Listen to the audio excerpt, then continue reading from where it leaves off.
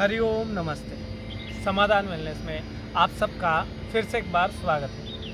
आज हम आपके लिए फिर से एक नया विषय लेकर आए हैं। आज के युग में कहीं ना कहीं इस समस्या से हम जूझ रहे हैं, चाहे हमारी युवा अवस्था हो, प्रौढ़ अवस्था हो, चाहे हम किशोर अवस्था में हो। किसी न किसी तरीके से यह समस्या हमारे जीवन में अपना घर बनाते जा रही है।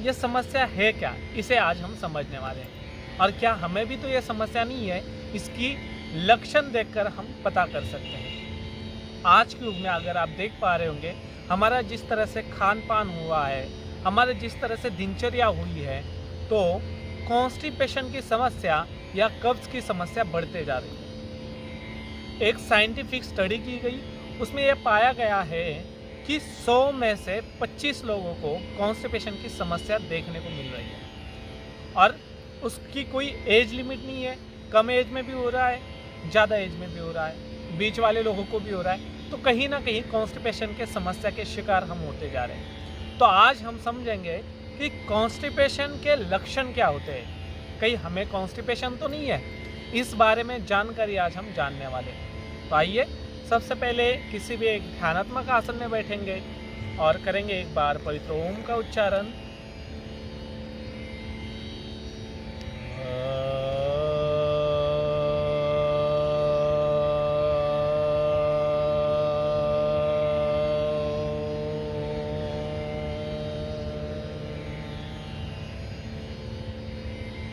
सांस पर कर दोनों हाथों को ऊपर उठाते हुए दोनों हाथों का घर्षण करेंगे।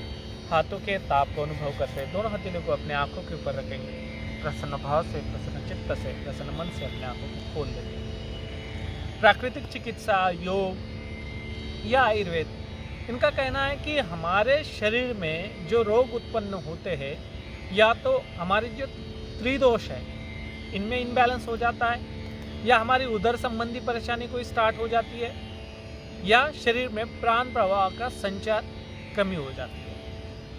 तो उसमें का एक पार्ट जो है हमारा उदर, कहाँ भी ये भी कहा गया है कहीं कहीं कि सारे बीमारियों का जड़ आपका पेट है। जैसे आपको कॉन्स्टिपेशन की समस्या शुरू हो जाएगी, आपको गैस्ट्रिक ट्रबल, फ्लोटन्स, पेट फूलना, सर दर्द होना, माइग्रेन होना, नींद नहीं आना, जी मचलाना, इतना ही नहीं स्किन डिजीज, पीसीओडी, इनफर्टिलिटी, ये सारी चीज़ें आपकी एक दूसरे के ऊपर निर्भर करती है। जैसे आपका पेट ठीक हो जाएगा, आपकी दिनचर्या ठीक हो जाएगी, आपके शरीर से आपकी बीमारियां दूर चली जाएंगी। तो समझते हैं इन कॉन्स्टिपेशन के या कब्ज के क्या लक्षण। तो सबसे पहला लक्षण यह है कि जब हम सुबह मल त्याग करने के लिए जाते हैं तो मल त्याग कर नहीं पाते। सबसे मुख्य लक्षण आसानी से समझ में आने वाला है कि जैसे गाय, भैंस, बैल, हम देखते हैं कि उन्हें कोई ताकत लगाने की ज़रूरत नहीं पड़ती, वो सुबह उठेंगे प्रॉपर अपना गोबर का त्याग कर देते हैं। वैसे ही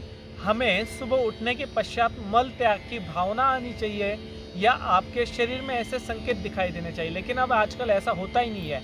आपको मल को त्याग करने के लिए ना भाव आता है, आपको ज़बरदस्ती वॉशरूम में जाकर बैठना पड़ता है, और आपको मल त्याग करने की इच्छा होती नहीं है, या मल आपसे त्याग होता नहीं है। तो ये एक सबसे मुख्य लक्षण होगा जो आपका कॉन्स्टिपेशन का कहलाएगा।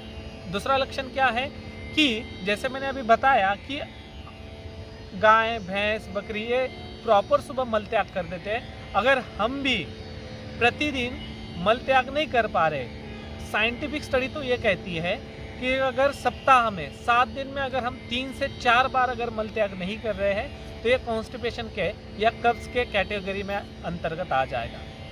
कई लोग 1 दिन में जाते हैं, कई लोग 2 दिन में जाते हैं, कई लोग 3 दिन में जाते हैं, लेकिन कम से कम 7 दिन में हमें 3 से 4 बार मल का त्याग करना ही चाहिए। और ये कम से कम बता रहा हूँ, वरना प्रतिदिन आपको 1 बार तो जाना ही जाना चाहिए। ये दूसरा लक्षण हो गया।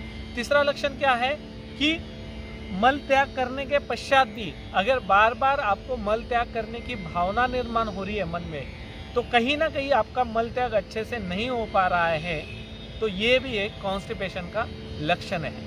और क्या लक्षण आते हैं, और जब हम मल त्याग करने चले जाते हैं तो हम जब मल त्याग करते हैं उस समय हमारे मल की स्थिति क्या होती है, वो गांठे गांठे छोटी छोटी गांठें बनी हुई है या एक केले की तरह अच्छे से वो साफ आ रहा है।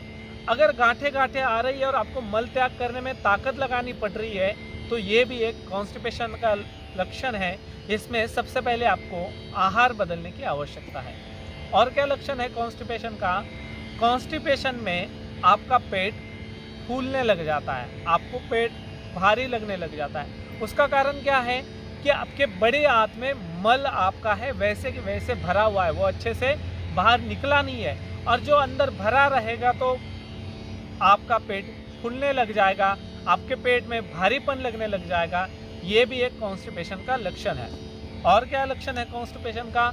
कॉन्स्टिपेशन का और एक लक्षण है, जब आप अपना अपान वायु का त्याग करते हैं, जिसे हम पाद कहते हैं, जब हम अपान वायु का त्याग करते हैं अगर उसमें बदबू आती है तो भी एक कॉन्स्टिपेशन का लक्षण है। क्योंकि नॉर्मली बदबू आना एक आम बात है, लेकिन अगर वो इरिटेट करने वाली है, वो परेशान करने वाली है, तो ये भी एक कॉन्स्टिपेशन का लक्षण है। क्योंकि आपके लार्ज इंटेस्टाइन में जहाँ पे आपका मल भरा हुआ है उसके ऊपर ये वायु इकट्ठा होने लग जाती है, और हम 1 दिन के लिए, 2 दिन के लिए, 3 दिन के लिए अगर नहीं जाते हैं तो उस वायु में वहाँ के गैसेस मिल जाते हैं, और उस गैसेस के मिलने के कारण जो बदबू आती है वो एक कारण कॉन्स्टिपेशन का एक लक्षण हो सकता है। और क्या लक्षण होगा? वहाँ पे आपके बैक्टीरिया निर्माण होते हैं और वो बैक्टीरिया भी बदबू निर्माण करने का काम करते हैं, तो ये भी एक लक्षण आपको समझ में आएगा। अगर आपके अपान वायु में, आपके पाद में अगर बदबू आ रही है तो ये भी एक कॉन्स्टिपेशन का लक्षण है। और एक लक्षण है जिसमें आपको भूख कम लगने लग जाएगी, आपकी भूख कम होती जाएगी, क्योंकि लार्ज इंटेस्टाइन में मल भरा पड़ा है, जगह वहाँ पे खाली नहीं है, पेट में जगह है वहाँ से खाई, लेकिन अब वो पच नहीं रहा है, इंडाइजेशन की समस्या हो रही है, तो ये भी एक कॉन्स्टिपेशन का लक्षण है। तो इस तरह से हम कॉन्स्टिपेशन को समझते हैं। इन सारे चीज़ों को ध्यान में रखते हुए जब अगर आप मल त्याग करने जा रहे हो, आप अगर ताकत लगाते हो, बहुत ज़्यादा प्रेशर देना पड़ रहा है, तो ये आपके कॉन्स्टिपेशन के अंतर्गत आएगा, और जिससे आपकी हार्निया की समस्या, पाइल की समस्या या फिशर की समस्या भी आपको हो सकती है। और क्या है कॉन्स्टिपेशन का लक्षण? कई लोगों को सुबह मल त्याग करने से पहले अलग अलग क्रियाएं करनी पड़ती है, पेट को दबाना पड़ता है, पेट को ट्विस्ट करना पड़ता है। इतना ही नहीं, कई लोगों को एनस पार्ट में उंगली डालकर अपने मल का त्याग करना पड़ता है। इस स्थिति तक कॉन्स्टिपेशन चला जाता है। तो ये इनमें से कोई भी लक्षण अगर आपको दिख रहा है तो आपको अपने दिनचर्या में, आपको अपने आहार में सुधार करने की आवश्यकता है, और योग को अपने जीवन में उतारने की आवश्यकता है। तो आज के कक्षा में बस इतना ही। अगली कक्षा में हम देखेंगे कि कॉन्स्टिपेशन से बचने के लिए, या जिनको कॉन्स्टिपेशन की समस्या हो रखी है, वो इससे निजात पाने के लिए क्या योग अभ्यास करें, ये हम अगली कक्षा में देखने वाले हैं। तो आज के लिए इतना ही। आज का ये वीडियो आपको कैसा लगा ये कमेंट में ज़रूर बताएं। वीडियो को लाइक करें, शेयर करें, और अभी तक चैनल को सब्सक्राइब नहीं करा है तो चैनल को सब्सक्राइब करें और बेल आइकन के बटन को दबाना ना भूलें। आज के लिए इतना ही। हरि ओम, नमस्ते।